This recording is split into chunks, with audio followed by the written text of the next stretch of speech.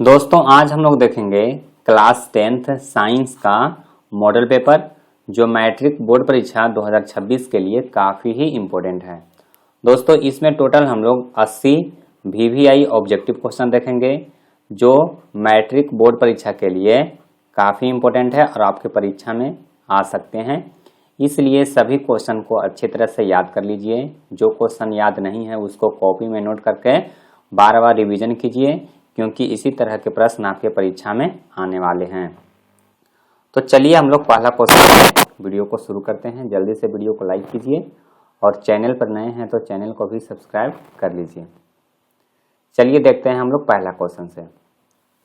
देखिए पहला प्रश्न कहता है कि किस दर्पण की फोकस दूरी ऋणात्मक होता है। किस दर्पण की फोकस दूरी ऋणात्मक होता है। तो आपको ऑप्शन दिया हुआ है समतल, अवतल, उत्तल और इनमें से कोई नहीं है। देखिए ऋणात्मक की बात करेगा तो हमारा आंसर हो जाएगा अवतल दर्पण, यानी कि ऑप्शन बी यहाँ पे करेक्ट आंसर है। ऋणात्मक कहेगा तो अवतल दर्पण और धनात्मक कहेगा तो उत्तल दर्पण होगा। इसको भी आप लोग ध्यान रखिएगा। अगर कहेगा धनात्मक तो उत्तल दर्पण और ऋणात्मक कहेगा तो अवतल दर्पण, यानी कि हमारा सही आंसर क्या है, ऑप्शन बी है।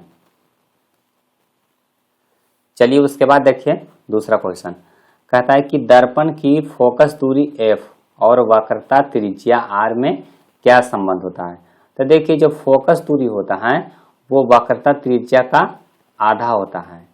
ये आप लोग जानते होंगे कि जो फोकस दूरी होता है वो वक्रता त्रिज्या का आधा होता है, यानी कि f बराबर r/2। तो देखिए f बराबर r/2 कहाँ है, तो ऑप्शन बी में है। तो हमारा सही आंसर क्या है, ऑप्शन बी है। चलिए उसके बाद देखिए तीसरा क्वेश्चन। ये भी क्वेश्चन आपके परीक्षा में हमेशा आता है, इसको भी आप लोग VVI कर लीजिए। ये भी प्रश्न आपके परीक्षा में आ सकता है। कहता है कि सामान्य दृष्टि के लिए स्पष्ट दृष्टि की न्यूनतम दूरी है, यानी कि हम अपनी आंख से सबसे न्यूनतम नजदीक की वस्तु को क्लियर देख सकते हैं, यानी कि कितना नजदीक के वस्तु को हम लोग साफ साफ देख सकते हैं। तो वो होता है 25 सेंटीमीटर। क्या होगा, 25 सेंटीमीटर। कहीं कहीं पे आपको ऑप्शन में इस तरह से लिखा रहेगा 25 सेंटीमीटर, तो आपको देख लेना है। अब देखिए यहीं पे एक सवाल और आता है, पिछले 2-3 साल पहले आया था बोर्ड एग्जाम में, कि सामान्य दृष्टि के लिए अधिकतम दूरी कितना होता है। क्वेश्चन आता है कि अधिकतम दूरी कितना होता है। तो अधिकतम दूरी पूछेगा तो हो जाएगा अनंत। इसको भी आप लोग ध्यान रखिए। अधिकतम दूरी पूछेगा तो अनंत हो जाएगा और न्यूनतम दूरी पूछेगा तो 25 सेंटीमीटर होगा। चलिए उसके बाद आइए अगला क्वेश्चन में। देखिए कहता है कि श्वेत प्रकाश का कौन सा वर्ण, यानी कि कौन सा रंग किसी प्रिज्म से गुजरने के पश्चात सबसे कम झुकता है। देखिए सबसे पहले इसका आप लोग कंसेप्ट समझिए। तो मान लीजिए कि यह एक प्रिज्म है और इसमें से एक श्वेत प्रकाश को जब हम लोग गुजारते हैं तो क्या होता है कि यह 7 रंगों में विभक्त हो जाता है। इस प्रकार से एक अगर पर्दा पर इसको लेंगे तो यह 7 रंगों में विभक्त हो जाता है।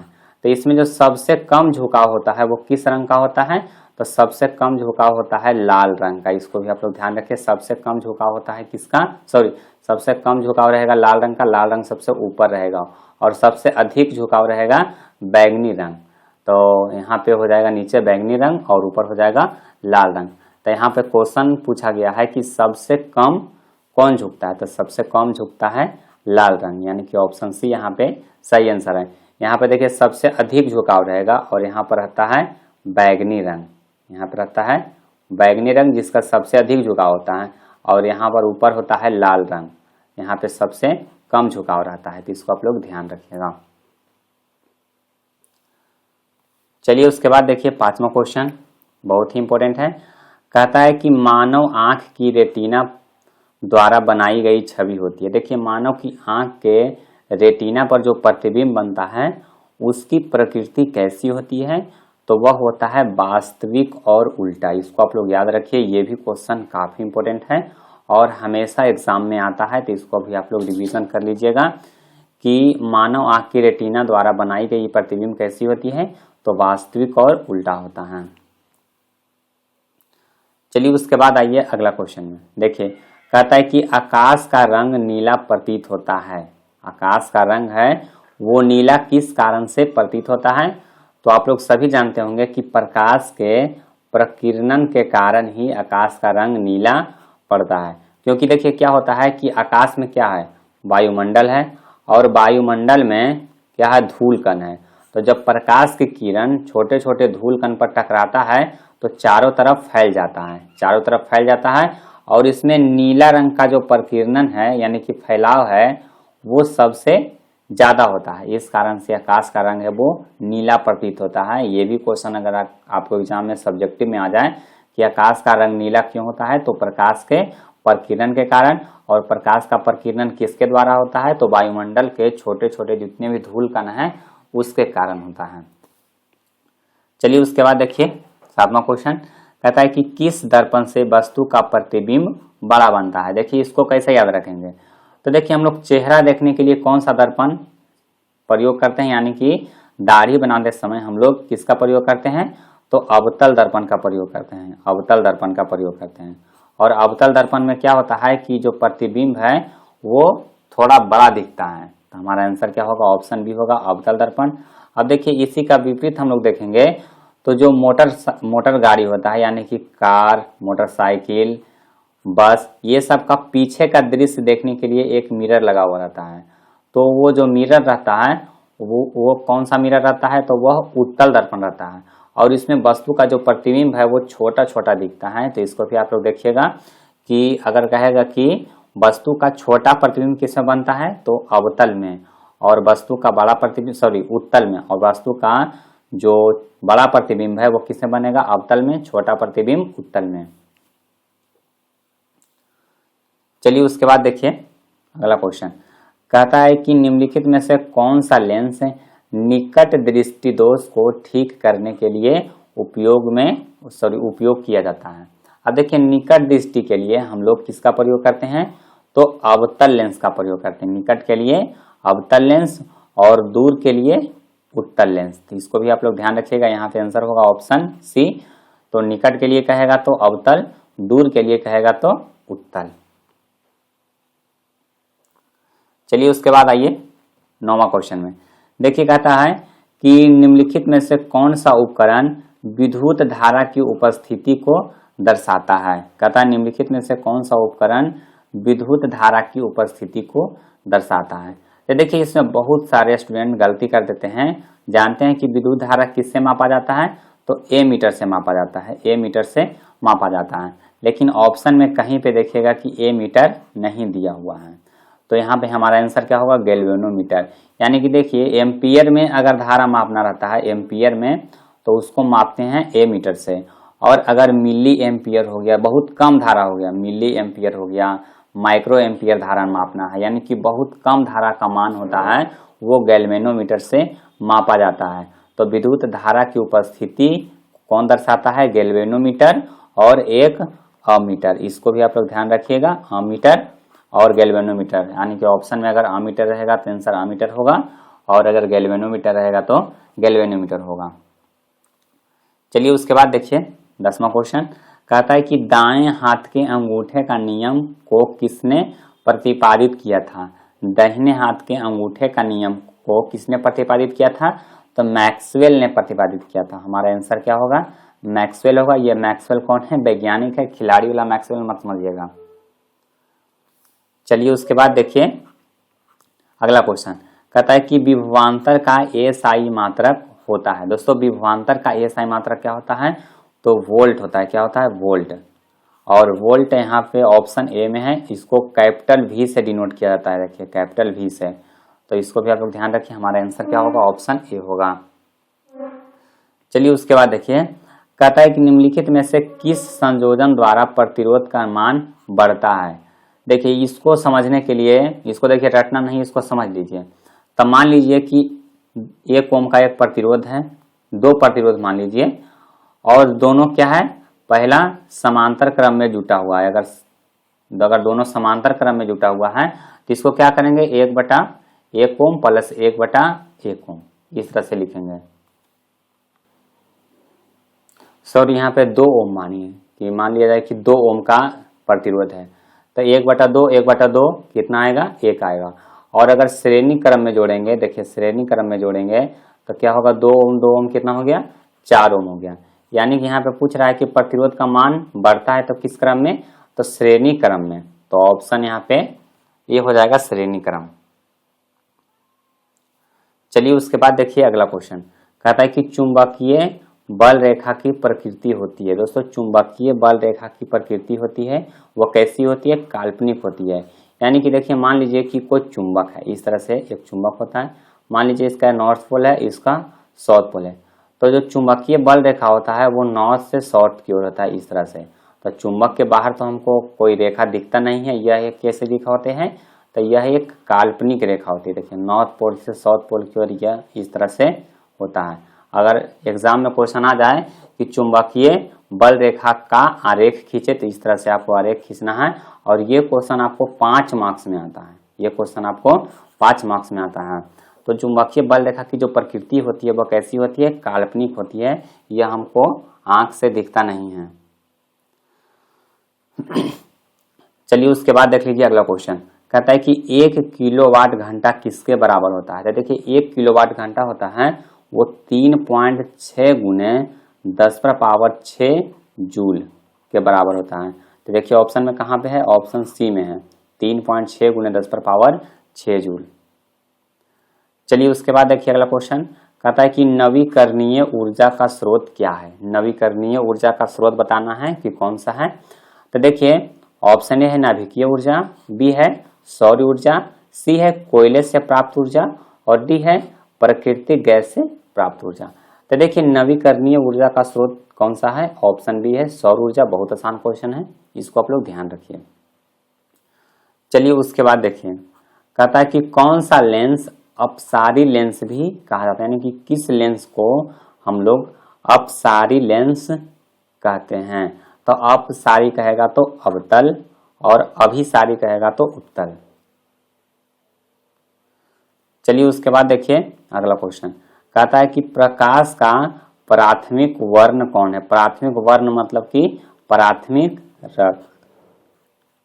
तो प्राथमिक रंग कौन होता है, लाल होता है, हरा होता है और कौन होता है, नीला होता है।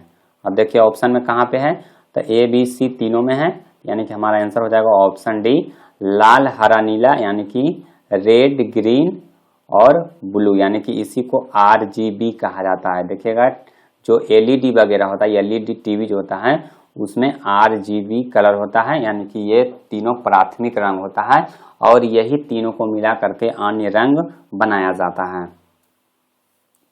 उसके बाद देखिए कहता है निम्नलिखित में से कौन सा नेत्र का रंगीन भाग होता है। दोस्तों नेत्र का यानी कि जो मानव का नेत्र मतलब कि क्या होता है, आंख।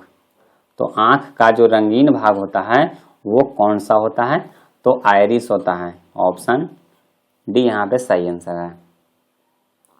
चलिए बहुत आसान क्वेश्चन है, कहता है कि 1 HP मतलब होता है हॉर्स पावर, इसी को अश्व शक्ति भी कह सकते हैं। क्या कहते हैं इसको, अश्व शक्ति।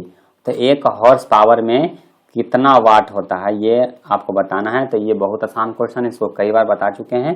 तो आप लोग इसको कमेंट में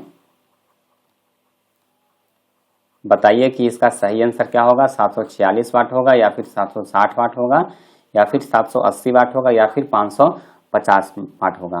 तो जल्दी से इसका आंसर आप लोग कमेंट कीजिए, देखते हैं कि कितने विद्यार्थी का आंसर सही होता है। चलिए उसके बाद देखिए कहता है कि विशालक शीशा यानी मैग्नीफाइंग ग्लास होता है।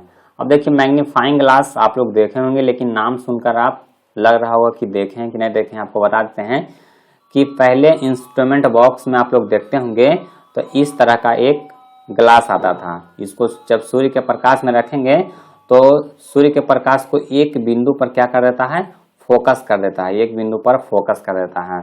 और ये जो मैग्नीफाइंग ग्लास होता है यह उत्तल लेंस का बना होता है, यानी कि ऑप्शन बी हमारा करेक्ट आंसर है। तो इसको आप लोग ध्यान रखिए। चलिए उसके बाद देखिए 21वां क्वेश्चन कहता है कि जब किसी चालक तार से विद्युत धारा प्रवाहित होती है तो गतिशील कण होता है। यानी कि मान लीजिए कि कोई कंडक्टर है और इसमें क्या हो रहा है कि विद्युत धारा इसमें प्रवाहित हो रहा है, विद्युत धारा I इसमें प्रवाहित हो रहा है और एक ए पॉइंट है, एक बी पॉइंट है। तो यहाँ से यहाँ तक विद्युत धारा जब जा रहा है तो इसमें गतिशील कौन कौन होगा, तो इलेक्ट्रॉन होगा। क्या होगा, इलेक्ट्रॉन होगा, यानी कि ऑप्शन डी हमारा सही आंसर है। चलिए उसके बाद देखिए, कहता है कि एम्पियर घंटा मात्रक है। दोस्तों एम्पियर घंटा किसका मात्रक होता है, तो एम्पियर घंटा होता है वो आवेश का मात्रक होता है, और आवेश का एसआई मात्रक क्या होता है, कूलम होता है, जिसको क्यू से डिनोट किया जाता है। एम्पियर घंटा भी कूलम को ही कहा जाता है।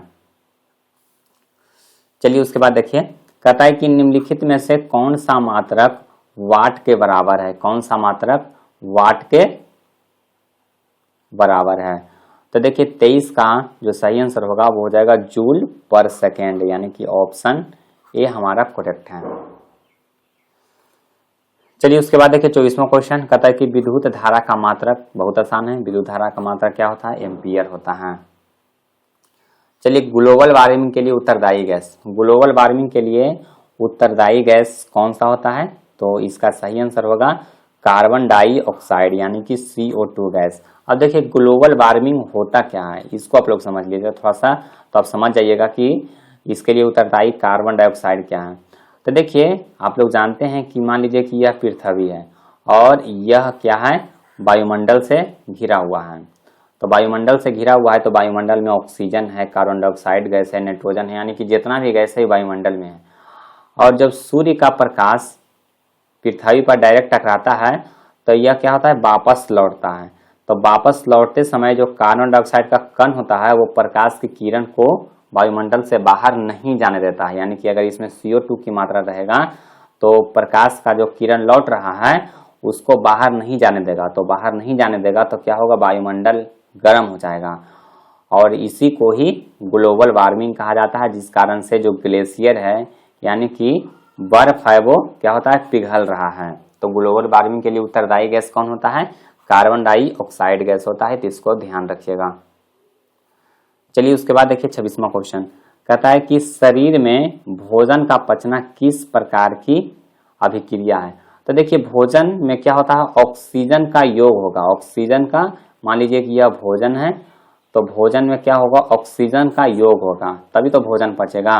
और जब कोई रासायनिक अभिक्रिया में ऑक्सीजन का योग होता है उसको कहते हैं उपचयन अभिक्रिया, यानी कि ऑप्शन ए हमारा सही आंसर है। इसी को ऑक्सीकरण कहा जाता है। क्या कहा जाता है, ऑक्सीकरण, इसको भी ध्यान रखिएगा, ऑक्सीकरण इसी को कहा जाता है।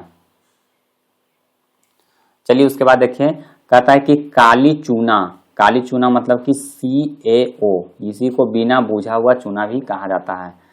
जब जल डाला जाता है तो अभिक्रिया, तो देखिए क्या होगा कि जब CaO पर हम लोग जल डालेंगे तो क्या होगा, तो यह अभिक्रिया करके CaOH का Hal2 बनाएगा और प्लस में क्या बनाएगा, हीट बनाएगा, यानी कि यह बुझा हुआ चूना देगा और इसमें हीट निकलेगा। और जब कोई रासायनिक अभिक्रिया में हीट निकलता है तो उसको कहते हैं ऊष्माक्षेपी अभिक्रिया। देखते होंगे कि जब चूना होता है, चूना में जब पानी डाला जाता है तो वो क्या होता है, उबलने लगता है, पानी जो होता है उबलने लगता है, यानी कि उसमें से ऊष्मा निकलता है। तो यह कौन सी अभिक्रिया है, तो ऊष्माक्षेपी अभिक्रिया है। चलिए उसके बाद देखिए 28वां क्वेश्चन, कहता है निम्नलिखित में से कौन सबसे अधिक अभिक्रियाशील है। तो देखिए इसमें कॉपर हो गया, Hg यानी कि इसको कहते हैं मरकरी, Hg मतलब क्या होता है, मरकरी, Au मतलब कि हो गया सोना, और सॉरी Ag मतलब सोना, और Au यानी कि औरम मतलब होता है चांदी, और कॉपर मतलब तो जानवे करते हैं कि तांबा होता है। अब इसमें सबसे अधिक अभिक्रियाशील कौन है, तो तांबा है, ऑप्शन ए हमारा सही आंसर है। ऑप्शन के अनुसार देखना है, जैसे सबसे अधिक अभिक्रियाशील तो पोटेशियम होता है, फिर सोडियम होता है, लेकिन पोटेशियम सोडियम ये सब ऑप्शन में नहीं है, तो आपको ऑप्शन देख के पता लगाना है कि कौन सा सबसे ज्यादा अभिक्रियाशील है। चलिए उसके बाद देखिए, कहता है कि चूना जल का रासायनिक सूत्र, अभी बताए थे कि जब CaO पर हम लोग जल डालते हैं यानी कि जल से अभिक्रिया कराते हैं तो क्या बनता है, CaOH का Hal2 ये बनता है। तो देखिए यहाँ पे चूना जल का रासायनिक सूत्र क्या होगा, CaOH का Hal2।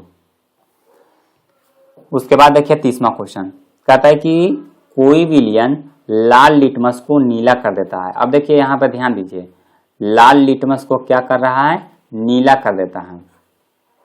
तो लाल लिटमस को नीला कर देता है, मतलब कौन से होगा, यह क्षारीय होगा, क्षारीय विलयन होगा। और क्षारीय विलयन का पीएच मान जो होता है वो 7 से अधिक होता है। तो 7 से अधिक तो ये भी है और 7 से अधिक तो ये भी है, यानी कि हमारा आंसर क्या हो जाएगा, ऑप्शन डी होगा, ए और बी दोनों।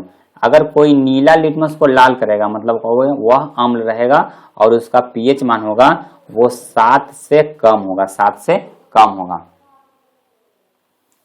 चलिए उसके बाद देखिए, कहता है कि एल्काइन में कार्बन कार्बन के बीच कितने सहसंयोजक बंधक होते हैं। तो देखिए सबसे पहले आपको बताते हैं एल्किन के बारे में। तो एल्किन में क्या होता है कि एल्किन में कार्बन कार्बन के बीच में सिंगल बॉन्ड होता है, सॉरी एल्केन में सिंगल बॉन्ड होता है, एल्किन में होता है डबल बॉन्ड। और एल्काइन में क्या होता है, कार्बन कार्बन के बीच में ट्रिपल बॉन्ड होता है। देखिए एल्केन में सिंगल बॉन्ड, एल्किन में डबल बॉन्ड और एल्काइन में ट्रिपल बॉन्ड होता है। तो यहाँ पे हमारा आंसर हो जाएगा ऑप्शन डी।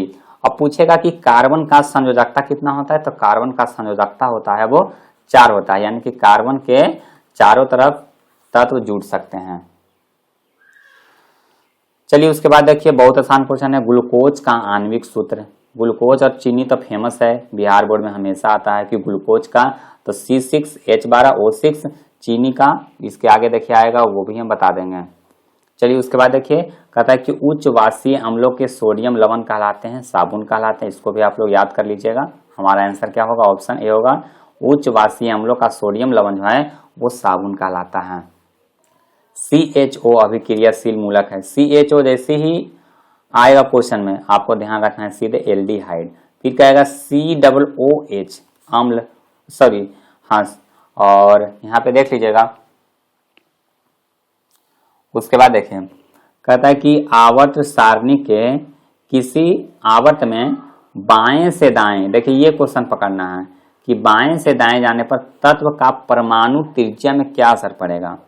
तो जब हम लोग आवर्त सारणी में बाएं से दाएं की ओर जाएंगे, बाएं से दाएं की ओर जाएंगे तो जो तत्व का परमाणु त्रिज्या होगा वो घटेगा।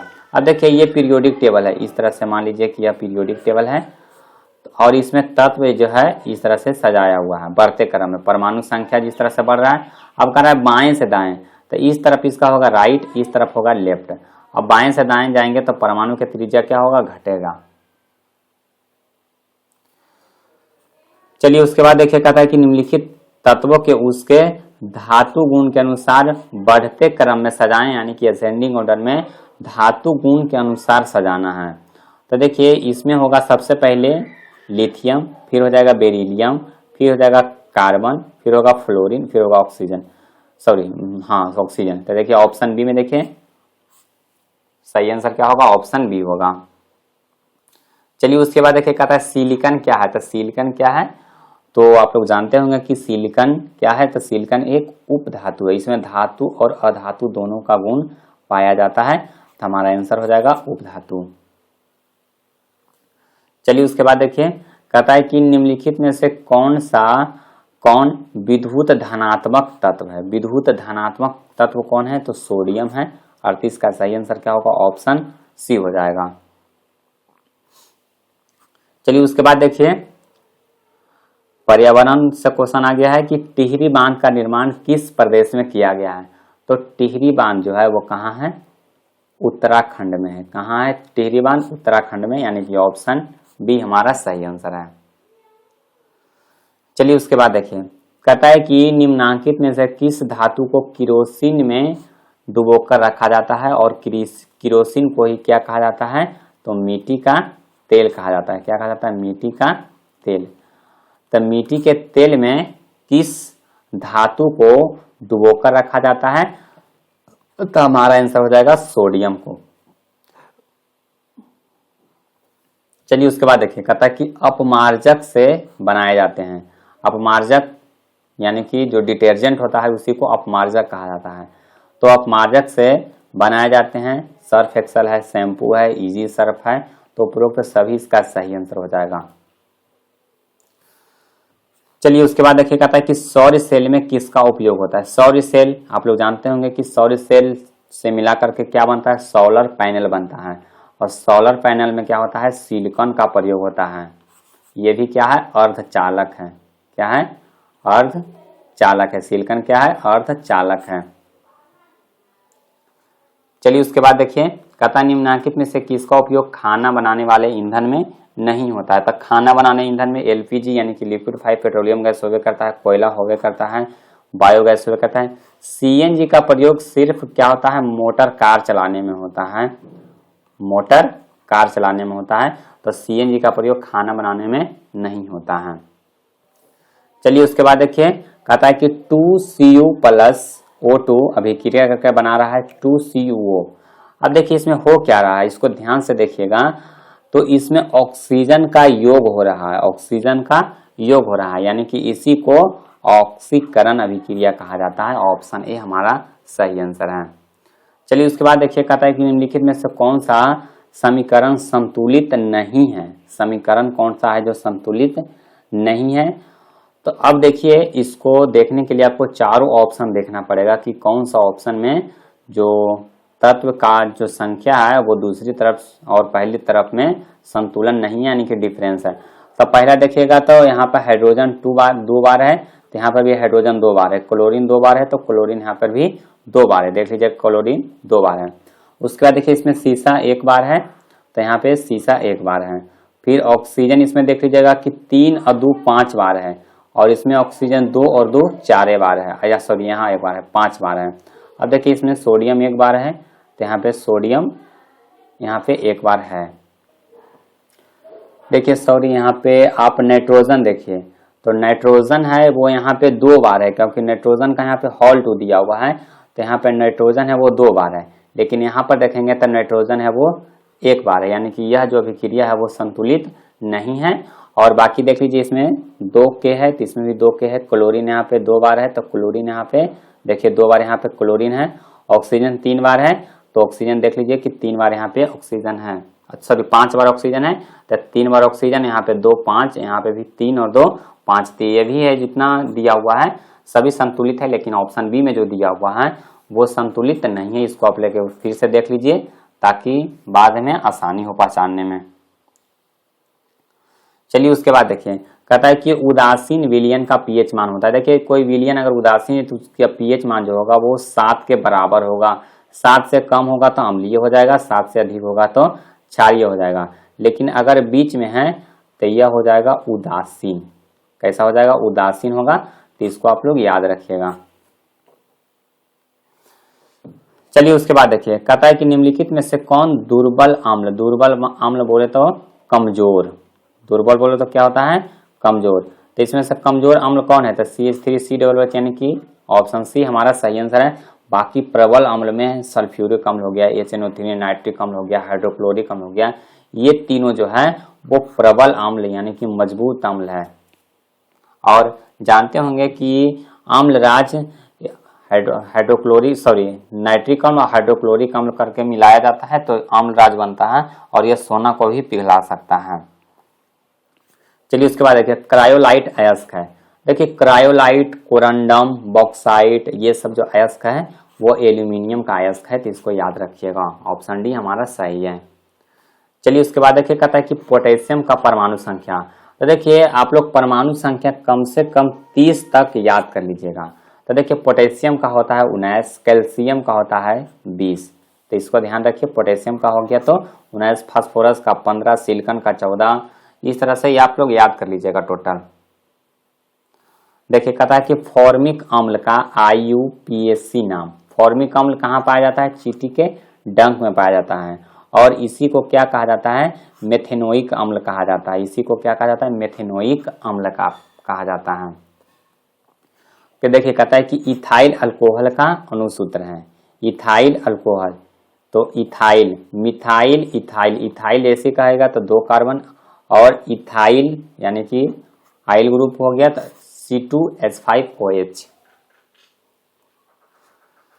चलिए उसके बाद देखिए एल्काइन कौन सा है, तो एल्काइन यानी कि कार्बन कार्बन के बीच में ट्रिपल बॉन्ड होना चाहिए। तो कार्बन कार्बन के बीच में ट्रिपल बॉन्ड होगा तो बाकी देख लीजिएगा कि 2 कार्बन यहाँ पे दिया हुआ है, तो बाकी हाइड्रोजन होगा वो 2 ही जगह पर बचेगा, कारण कि 3 कार्बन यहाँ 3 संयोजन तो यहाँ पे हो गया, बाकी एक एक बचा है। तो C2H2 ये क्या है, तो ये क्या है, तो ये एल्काइन है। और C2H2 को ही एसिटिलीन गैस कहा जाता है, जिसका उपयोग जो होता है वो फल को पकाने के लिए, यानी कि जो कच्चा फल है उसको पकाने के लिए उपयोग किया जाता है। अगर पूछेगा कि कच्चे फल को पकाने के लिए किसका उपयोग होता है, तो एसिटिलीन गैस। और इसका एक उपयोग और होता है, जो वेल्डिंग किया जाता है, वो वेल्डिंग गैस के रूप में भी एसिटिलीन का प्रयोग किया जाता है। आप लोग देखते होंगे कि जहाँ पे गैस वेल्डिंग किया जाता है वहाँ पे एक इस तरह से बॉक्स बना रहता है, और उसमें कार्बेट, जिसको हम लोग बोलचाल की भाषा में डालते हैं, कार्बेट डालता है और पानी डालता है। तो कार्बेट और पानी जब मिला करके उसको बंद किया जाता है तो इसमें से क्या निकलता है, तो C2H2 गैस निकलता है, यानी कि एसिटिलीन गैस निकलता है। और इसी का उपयोग वेल्डिंग में किया जाता है हाइड्रोजन गैस को मिला करके। देखिए चीनी का रासायनिक सूत्र बहुत आसान क्वेश्चन है, ये तो हमेशा आता ही आता है। हो जाएगा C12H22O11, ऑप्शन बी हमारा सही आंसर है। अब आप लोग बता दीजिए कि ग्लूकोज का सूत्र बताइए। अभी कुछ देर पहले बताए थे ग्लूकोज का सूत्र क्या होता है, तो आप लोग जल्दी से कमेंट कीजिए कि ग्लूकोज का सूत्र इनमें से कौन है। बी ऑप्शन तो बता दिए, बाकी ए, सी और डी में कौन सा ऑप्शन है वो ग्लूकोज का सूत्र है। चलिए उसके बाद देखिए, कहता है कि एसिटिलीन, देखिए अभी इसी का बात कर रहे थे कि एसिटिलीन में कार्बन कार्बन के बीच सहसंयोजक बंधन की संख्या। तभी बताए थे कि एसिटिलीन होता है वो C2H2 होता है, यानी कि कार्बन कार्बन के बीच में ट्रिपल बॉन्ड होता है। तो यहाँ पे ऑप्शन डी यहाँ पे सही आंसर है। अब देखिए बहुत सारे स्टूडेंट कंफ्यूज होते हैं, C2H2 फार्मूला है तो सोचते हैं कि कार्बन कार्बन के बीच कितने सहसंयोजक बंधन है, तो सीधे 2 मार देते हैं, जो कि बिल्कुल गलत हो जाएगा। यानी कि कार्बन कार्बन के बीच में कितने बॉन्ड होते हैं, ट्रिपल बॉन्ड होते हैं।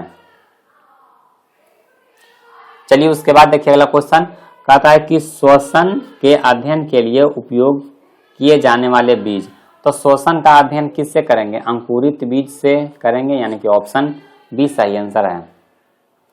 चलिए उसके बाद देखिए, कहता है कि मानव वृक्क किस प्रणाली का एक हिस्सा है। वृक्क मतलब होता है किडनी, वृक्क मतलब क्या होता है, किडनी। तो जो किडनी होता है वो उत्सर्जन तंत्र का हिस्सा होता है। 56 का सही आंसर क्या होगा, ऑप्शन सी होगा। चलिए उसके बाद देखिए, कहता है कि पौधे में जाइलम और एक क्या होता है, फ्लोएम। तो सभी जानते हैं कि जाइलम होता है वो जल पहुंचाने के लिए होता है, और फ्लोएम होता है वो, मानिए कि एक जल है, फल है, यानी कि भोजन। तो अब देखिए यहाँ पर पूछा गया जाइलम, तो जाइलम यहाँ पर पानी के लिए और फ्लोएम पूछता तो भोजन के लिए। चलिए उसके बाद देखिए, कहता है कि श्वसन के दौरान कौन सी गैस निकलती है। देखिए श्वसन के दौरान हम लोग अंदर कौन सा गैस लेते हैं, ऑक्सीजन लेते हैं, और बाहर कौन सा गैस निकालते हैं, तो CO2 निकालते हैं, यानी कि कार्बन डाइऑक्साइड निकालते हैं। तो ऑप्शन यहाँ पे पूछा है निकलती है, ध्यान दीजिएगा, निकलती कौन है, कार्बन डाइऑक्साइड, लेते कौन है, तो ऑक्सीजन। चलिए उसके बाद देखिए, देखिए क्वेश्चन वही आ गया कि फलों को पकाने के लिए निम्न में से किससे नियंत्रित किया जाता है। तो इसी को इथिलीन भी कहा जाता है, एसिटिलीन को इथिलीन भी कहा जाता है। देखिए क्वेश्चन किस तरह से घुमा घुमा कर पूछता है। एसिटिलीन को ही इथिलीन गैस कहा जाता है। तो 59 का सही आंसर क्या होगा, ऑप्शन सी हो जाएगा। चलिए उसके बाद देखिए, कहता है कि न्यूरॉन का वह हिस्सा जहां जानकारी हासिल की जाती है। न्यूरॉन का वह हिस्सा जहां जानकारी हासिल की जाती है उसको कहा जाता है डेंड्राइट। ऑप्शन ए यहाँ पे करेक्ट आंसर है। चलिए उसके बाद देखिए, कहता है कि निम्नांकित में से कौन आपातकाल का हार्मोन है। दोस्तों आपातकाल का हार्मोन किसे कहा जाता है, तो एड्रीनेलिन को कहा जाता है, एड्रीनेलिन को। चलिए उसके बाद देखिए, निम्नलिखित में से कौन सी अनैच्छिक क्रिया नहीं है। अनैच्छिक क्रिया कौन सा नहीं है, तो ऑप्शन देख के ही पता लग जाएगा, उल्टी, अत्यधिक लार आना, दिल का धड़कना, चबाना। तो देखिए चबाते हैं हम लोग अपनी मर्जी से, यानी कि यह अनैच्छिक क्रिया नहीं है।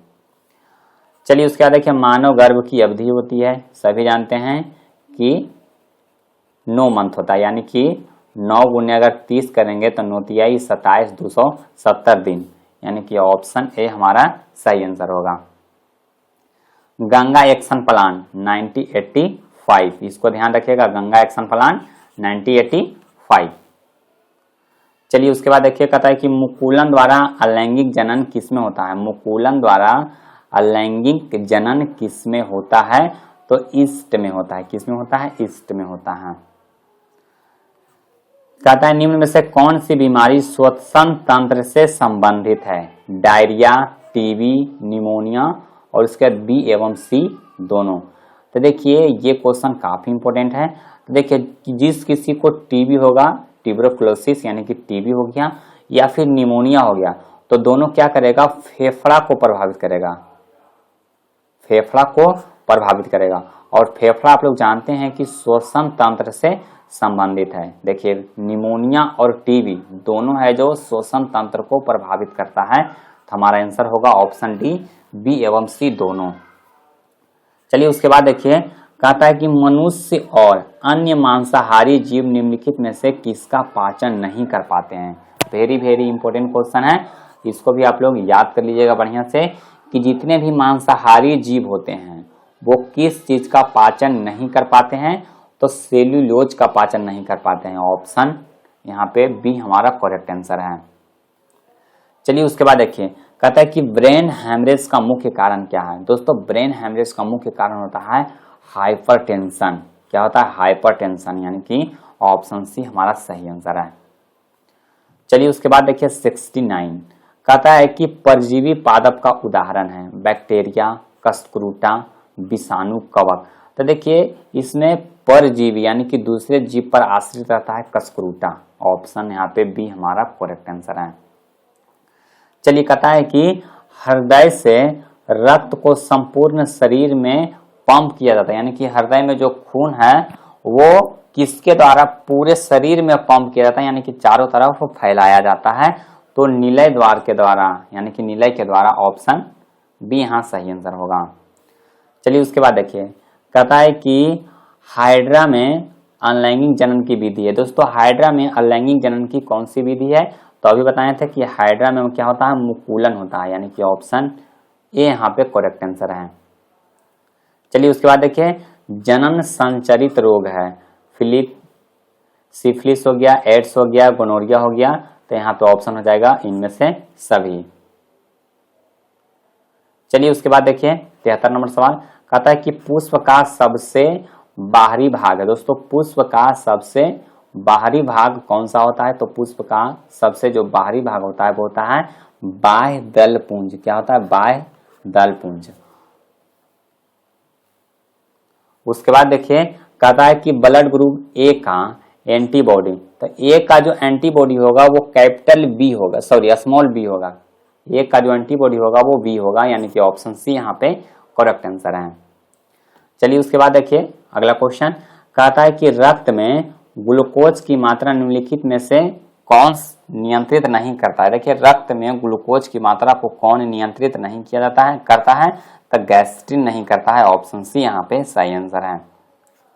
चलिए उसके बाद देखिए, कहता है कि पादप वृद्धि हार्मोन है। पादप वृद्धि हार्मोन यानी कि कौन सा हार्मोन है? वो पेड़ पौधे को बढ़ने में सहायता करता है। तो आंसर हो जाएगा जिबरेलिन, यानी कि ऑप्शन ए इसका सही आंसर है। चलिए उसके बाद देखिए अगला क्वेश्चन, कहता है कि हार्मोन स्रावित होता है। दोस्तों हार्मोन जितने भी होते हैं वो अंतः स्रावी ग्रंथि से स्रावित होता है। ऑप्शन ए इसका सही है। चलिए उसके बाद देख लीजिए, कहता है कि मनुष्य में मुख गुहा में कितने जोड़े लार ग्रंथियां पाई जाती है? दोस्तों मनुष्य में कितने जोड़े लार ग्रंथियां पाई जाती है? तो इसका सही आंसर हो जाएगा ऑप्शन सी 3। देखिए कहता है कि एंड्रोजन, एंड्रोजन क्या है? तो एंड्रोजन है वो एक नर हार्मोन है। क्या है? नर हार्मोन है। इसको आप लोग ध्यान रखिएगा, एंड्रोजन क्या है? नर हार्मोन। और इसी को मेल हार्मोन, देखिए यहाँ पे किस तरह से बच्चों को फंसाता है, यहाँ पे मेल हार्मोन दिया है और यहाँ पे क्या है? Female hormone. तो यहाँ पे ऑप्शन हो जाएगा ऑप्शन ए नर हार्मोन। उसके बाद देख लीजिए 80, कहता है कि मटर को अपने प्रयोग के लिए किसने चुना था? बहुत आसान क्वेश्चन है। किसने चुना था? तो मेंडल नामक वैज्ञानिक ने चुना था। तो हमारा आंसर क्या हो जाएगा? ऑप्शन ए हो जाएगा। उसके बाद देखिए हम लोग सभी MCQ क्वेश्चन देख चुके हैं। तो अब बताइए कि वीडियो कैसा लगा और 80 प्रश्न में कितने प्रश्न का उत्तर आप लोगों को पहले से पता था, आप लोग कमेंट कीजिए। 80 में से कम 40 क्वेश्चन का आंसर आप लोगों को पता होना चाहिए, तभी तो आप लोग एग्जाम में 40 में 40 बना कर आएंगे। और उसके बाद देख लीजिए सब्जेक्टिव क्वेश्चन, कहता है कि प्रकाश के अपवर्तन के नियमों को लिखिए। तो ये सब क्वेश्चन है वो हमारे वेबसाइट पर मिल जाएगा, तो जाकर के वेबसाइट से इस सब क्वेश्चन को पढ़ लीजिए और अपनी तैयारी को और बेहतर कर लीजिए। तो आज के लिए बस इतना ही, मिलते हैं आपको अगले वीडियो में। और अगर इससे पिछले वाले मॉडल पेपर नहीं देखे हैं तो जाकर के चैनल के प्लेलिस्ट में देख लीजिए, और आपको डेली एक एक वीडियो मॉडल पेपर का मिलता रहेगा। तो आप लोग चैनल से बने रहिए ताकि एक भी वीडियो आपसे मिस ना हो सके।